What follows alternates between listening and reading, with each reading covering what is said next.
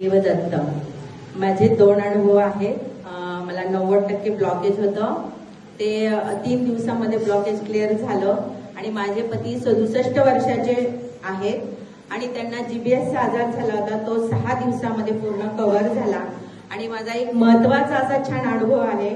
11 September रोजी मी महाराजांना phone केला होता. माझी मानस कन्या आहे कावेरी माने. ती PhD करते. 9 ते 10 वर्षाचा तिचा संसार आहे.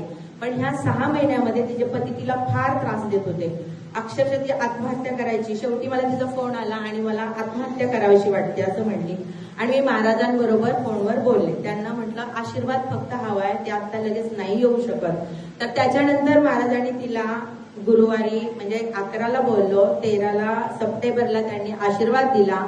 आणि त्याच्या 3 दिवसांनी तिच्या पतीनं त्या राहत्या घरामध्ये तिला म्हणजे अगोदर सासूबाईंकडे घेऊन गेले होते, पण 3 दिवसांनी त्याच्या 9 वर्ष ज्या घरात राहत होते त्या घरामध्ये ते घेऊन गेले. आणि ती आता छान न येता आणि माझ्या पतीने तिला हे 650चं जे किट आहे ते आम्ही तिला पोहोचवलं आणि तिनं पारायण सुरू केलेलं आहे. आणि त्या पारायणाचा तिला इतका सुंदर लाभ झालेला आहे. इथपर्यंत आली नाही तरी महाराजांच्या शुभ आशीर्वादाने माझी मुलगी आज छानरित्या संसार करत आहे. हा खूप मोठा अनुभव माझ्यासाठी आहे. त्यामुळे